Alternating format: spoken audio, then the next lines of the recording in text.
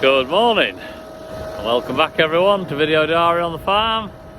Tuesday morning this week after having Easter weekend off. Good. Anyway, at least the sun's shining, so that's good. Yep, first job this week, we're going to get some liquid nitrogen on the spring barley. That'll be its second dressing. There's fencing going on at Elsham and quite a bit going on this week, so yeah. So hope you enjoy the video and we'll see you at the end. Yeah, we had 5 mil of rain yesterday, Easter Monday, so that'll have done some good. It's certainly done these spring barleys good on the sand at Brisbane. Well, Sawcliffe for these are, where I am now. But yeah, it done everything good. Well, as you'll see, the spring barley's growing away nicely. Yeah, this is one of the earlier fields drilled. It certainly looks nice when you look across it. Nice and green. Of course, they had a cover crop on this field, so it'll have got plenty of nutrient from that.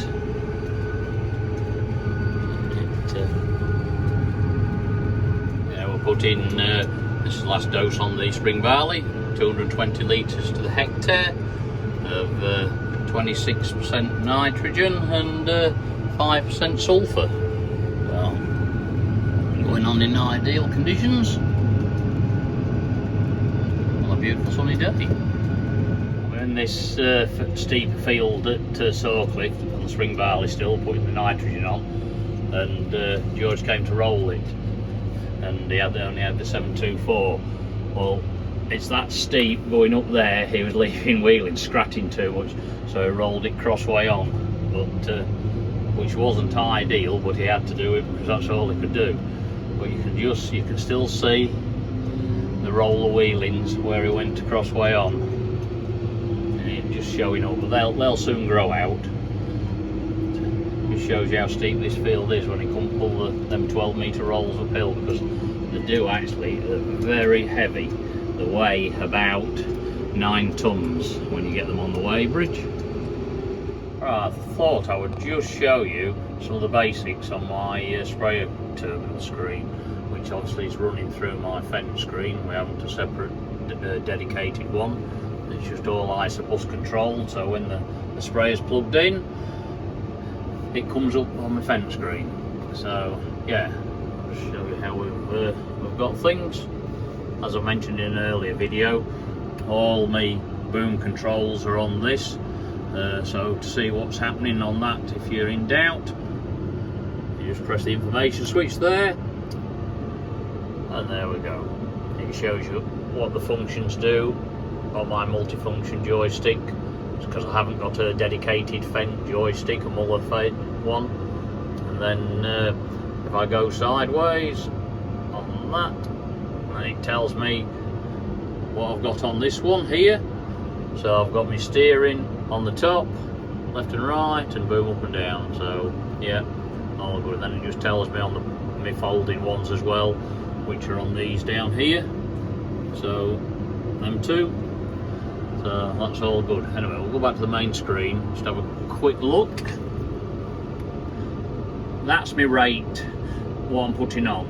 And like a lot of these screens, I won't show you all of them, but you just got to tap on it. It's easy to adjust. Tap on it like that, and then we get the area rate. So I just tap on that, tap on my keypad, and press tick, and then that sets me rate. So we'll get out of there, and we'll go back.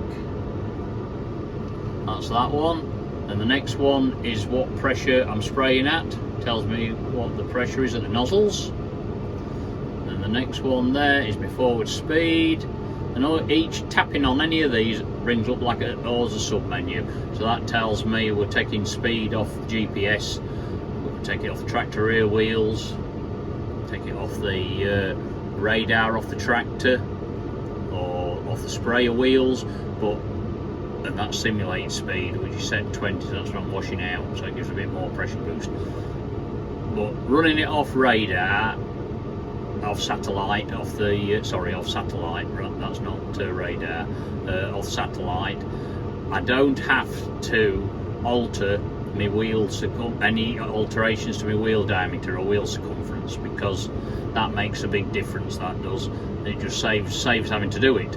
So whatever my forward speed is via satellites, like GPS speed, which is what you have on your sat nav, and that, it's accurate. Well, it's accurate enough for this job anyway.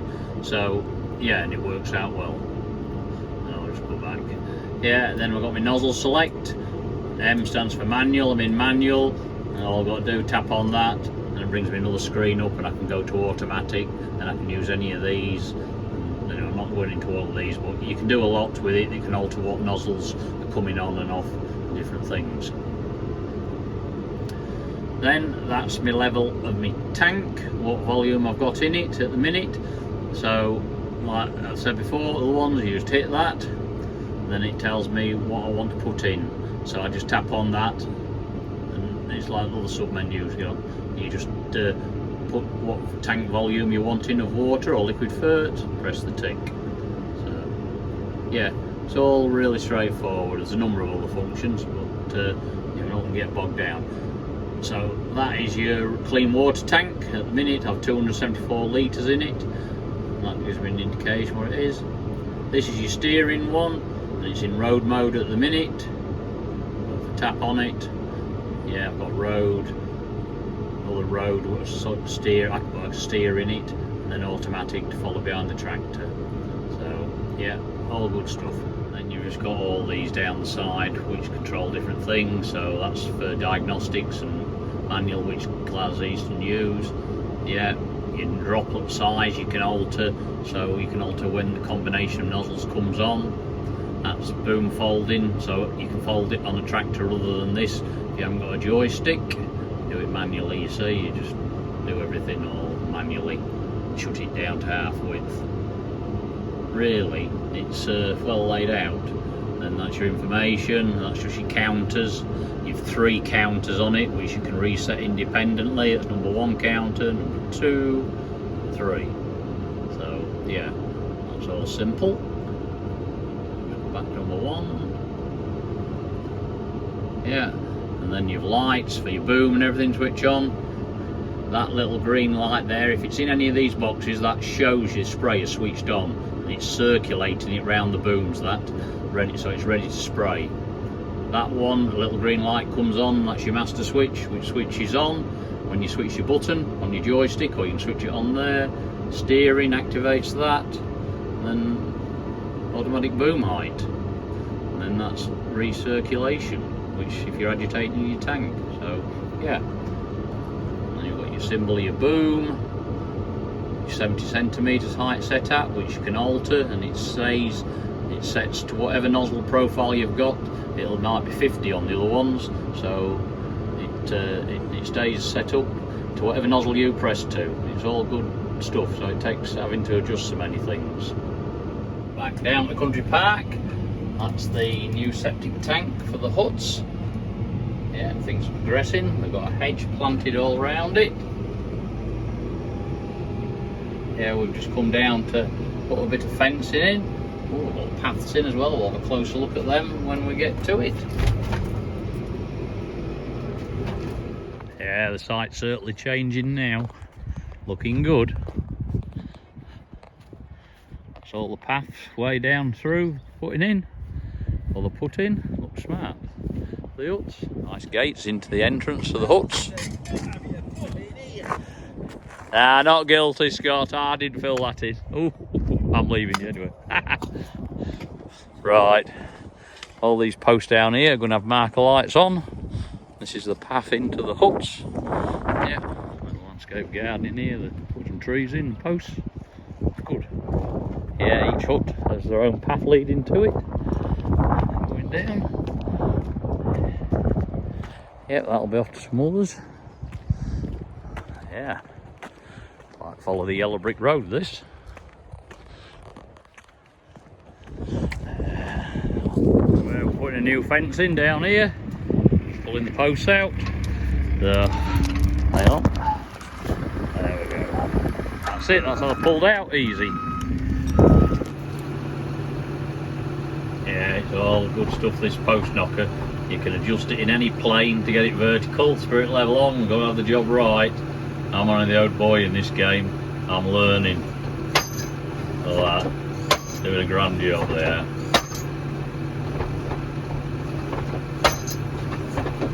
See, with a technical measure for the height. Now it's got a spike, look at that. Just do it to that. Get them all the same. Spot on, that'll do. That's it. Wires up. Professional job here. There's a straining wire to go on top. Experts are at it, Derek and George. See, we'll pull the wire tight with the trencher, so it's keeping it tight while the samples are put in. Job's a good one. That tension, straining wires on. I'll get it right. Not that you can see the bloody thing, but yeah, job's a good one. Well, still getting rid of a bit of timber. A bit around there. Nice logs. Not many left now though.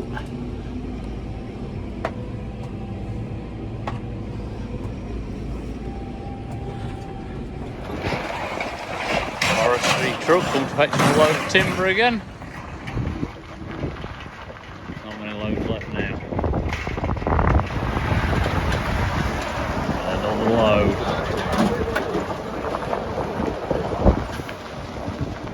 Today's the day. We've swapped sprayer tractor. It's on its narrow row crops now. We've done all the frame. Hopefully it's going to stay dry now.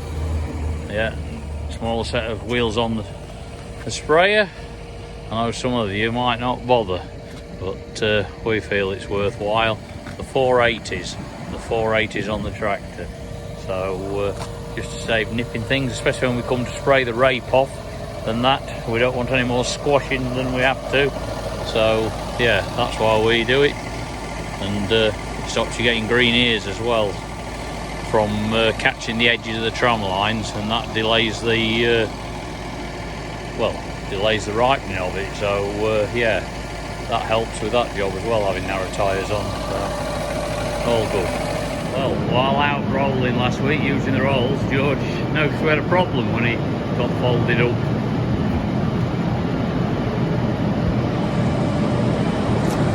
Bit of a bow in that one. Looks like the centre shaft.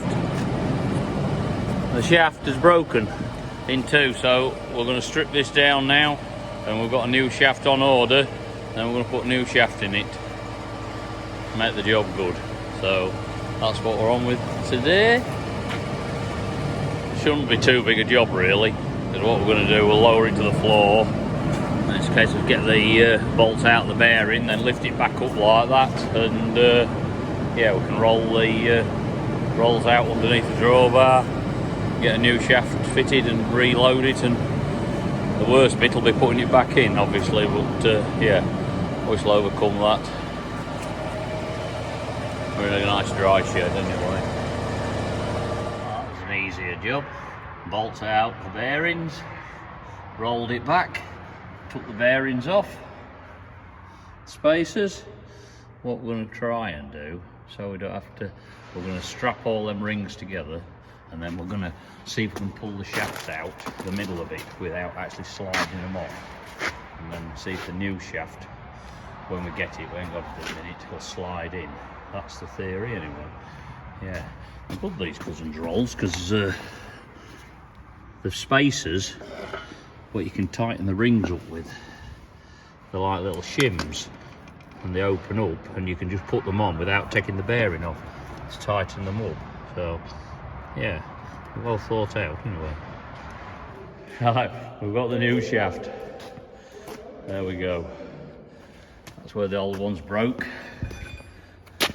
It's snapped off. So now we just got to get the new one back in. We're having to think about it. Working a treat. Well, we're wiggling it and knocking the hammer. Andrew's in charge of the hammer. Let's see if it... Yep. It's going. That's it.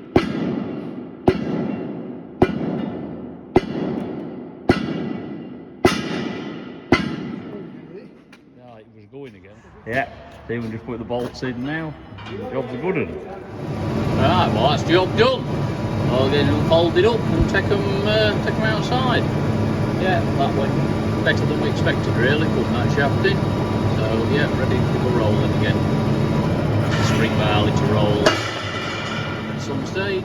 Well, that's it for this week's edition of Video Diary on the Farm. Bit of a varied week, bit of a steady week really. Not a lot of exciting things going on, I'm afraid. But anyway, I hope you've enjoyed the video, and if you have, please hit that like, share and subscribe as always, and hopefully we'll see you again next week.